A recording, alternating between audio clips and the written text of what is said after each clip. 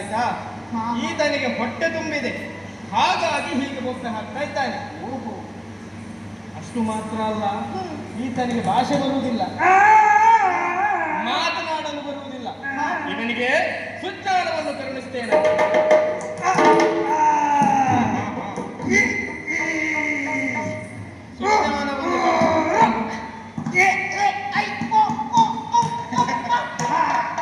ಇವನಿಗೆ ಸುಜ್ಞಾನವೇನು ಬಂದಿದೆ ಸರಿ, ಆದರೆ ಸರಿಯಾಗಿ ಮಾತನಾಡಲು ಬರುವುದಿಲ್ಲ.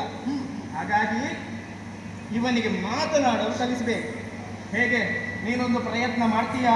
ನನ್ನಿಂದ ಆಗಕ್ಕಿಲ್ಲ ಸ್ವಾಮಿ, ನೀವೇ ಪ್ರಯತ್ನ ಮಾಡ್ಬೇಕಷ್ಟೇ. ಸರಿ ಸರಿ, ನಾನೇ ಮಾತನಾಡಿಸ್ತೇನೆ. ಮಗು, ನಾನು ಮಗು, ನಾನೆಂದಂತೆ ನೀನು ಹೇಳಬೇಕು ಏನು? ನಾನು ನಿನ್ನ ನಿನ್ನ ಅಪ್ಪ. ಅಪ್ಪ? ನಾನು ನಿನ್ನ ಅಪ್ಪನ? ತಪ್ಪು ನನ್ನದೇ. ನಾನು ಅವನಲ್ಲಿ ಹೇಳಿದ್ದೇನು, ನಾನೇನು ಹೇಳ್ತೇನೆ ಅದನ್ನೇ ಹೇಳಬೇಕು. ಹಾಗಲ್ಲ ಹಾಗಲ್ಲ ಹಾಗಲ್ಲ ಹಾಗಲ್ಲ, ನೀನು ನನ್ನ ಮಗ. ನೀನ್ ನನ್ನ ಮಗ. ಹಾಗಲ್ವೋ? ಹಾಗಲ್ವ? ಮತ್ತೆ ಮತ್ತೆ ತಪ್ಪುತ್ತಿದ್ದಾನೆ. ಸರಿಪಡಿಸುವ ಬಗೆ ಹೇಗೆ ನೋಡೋಣ ನೋಡೋಣ. ಹೀಗೆ ಒಂದು ಪ್ರಯತ್ನ ಮಾಡೋಣ.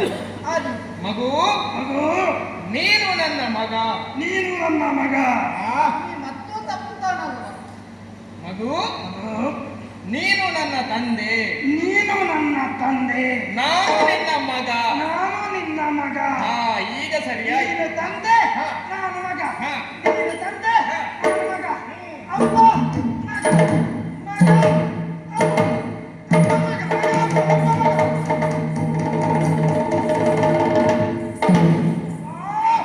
ಹೊಂದಿಸಿಕೊಂಡಿದ್ದೇನೆ. ಶುಭವಾಗಲಿ ಅಂತೇಳು ಮಗು.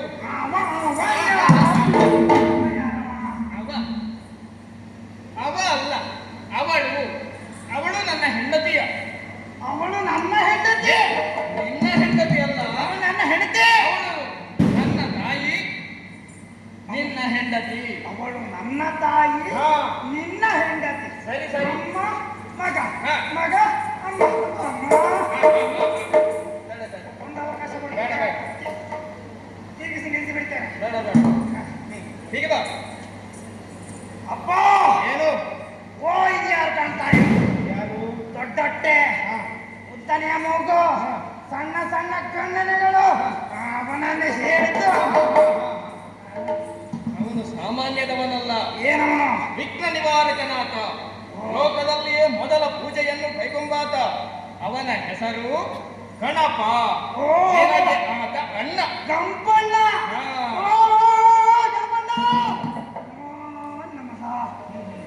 ಅಪ್ಪ, ಈ ಕಡೆಯಲ್ಲಿ ಯಾರು? ಯಾರು? ಬಿಚ್ಚು ಮಂಡೆ, ಭೀಕರಾಕೃತಿ, ಕೋರೆ ದಾಡೆ, ನೋಡ್ಲಿಕ್ಕೆ ನನ್ನ ಹಾಗೆ ಇದ್ದಾನೆ. ಅವನನ್ನು ಹೇಳುವ. ಅವನೇನು ಸಾಮಾನ್ಯದವನೆಂದು ಭಾವಿಸಿದ್ದೀಯ? ಏನು ಅಸಾಮಾನ್ಯ? ದಕ್ಷನನ್ನು ಕೊಲ್ಲುವುದಕ್ಕಾಗಿ ಅವನ ಅವತರಣವಾದದ್ದು. ದಕ್ಷಾಲಿ ಅವನನ್ನು ಕರೆಯುತ್ತಾರೆ. ಅವನೇ ವೀರಭದ್ರ, ನಿನಗೆ ಅಣ್ಣ. ಓ ವೀರಭದ್ರನ, ಕುತ್ಕೊಳ್ಳಿ ಕುತ್ಕೊಳ್ಳಿ ಕುತ್ಕೊಳ್ಳಿ. ಅಪ್ಪ,